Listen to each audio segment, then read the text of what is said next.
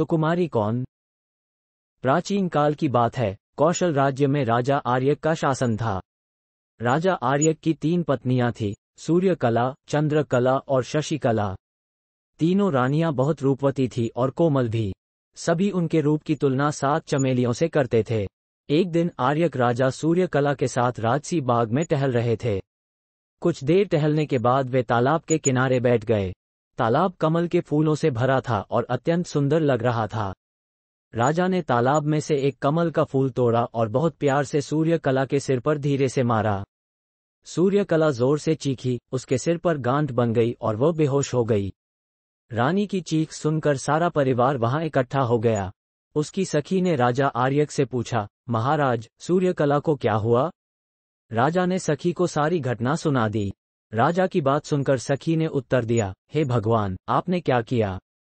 क्या आपको ध्यान नहीं कि सूर्यकला बहुत नाजुक और कोमल है?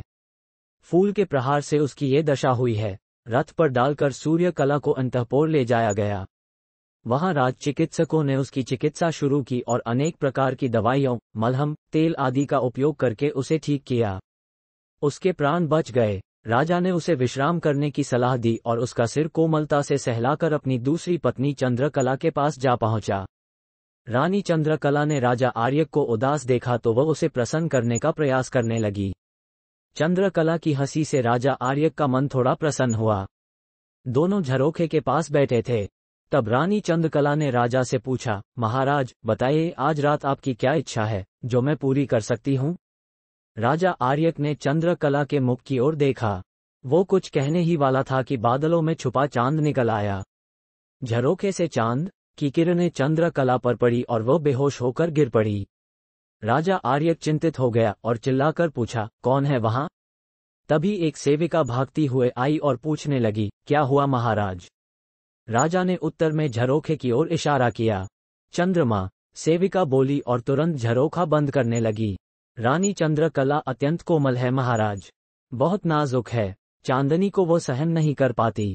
इसी वजह से महल के सभी दरवाजे बंद रखे जाते हैं महाराज, झरोखे भी। पता नहीं आज ये झरोखा किसने खोल दिया, सेविका कहने लगी। राजा के सेवकों ने चिकित्सकों को सूचित कर दिया। चिकित्सा शुरू की गई। चंद्रकला को मलाई लगाई गई, फूलों की पंखुड़ियां लगाई गईं। चंद्रकला को होश आ गया। उसने महाराज की ओर देखने के लिए अपनी आंखें खोली। राजा आर्यक धीरे से मुस्कुराए। उन्होंने उसके गालों को धीरे से सहलाया और विश्राम करने की सलाह देकर अपनी तीसरी पत्नी शशिकला के पास चले गए। रानी शशिकला दोनों रानियों के कुशल स्वास्थ्य की कामना करने मंदिर जाना चाहती थी। राजा उसे मंदिर पहुंचाने के लिए गए।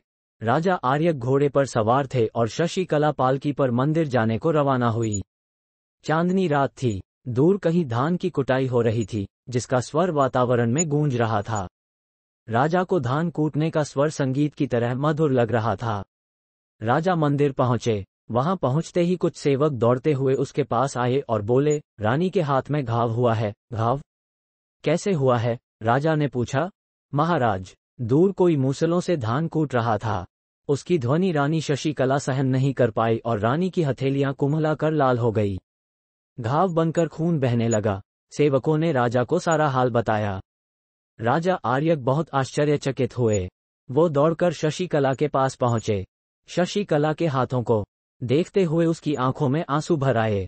शशिकला के हाथों में सूजन था, घाव से खून बह रहा था। शशिकला की सखियां दौड़ती हुई आईं। वे चांदी की कटोरियों में चंदन और सोने की कटोरियों में दूध ले आई। शशिकला के हाथों को दूध से साफ करके उन्हें फूल की पखुड़ियों से चंदन लगाया गया। राजा ने सैनिकों को भेजकर धान की कुटाई बंद करवाई, जिससे रानी को कुछ आराम मिला और वह सो गई।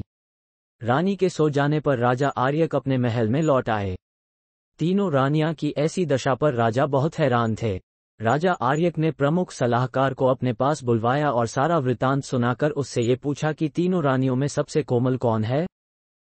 काफी विचार करने के बाद राजा के सलाहकार ने ये कहा कि रानी सूर्यकला को फूल से चोट लग गई।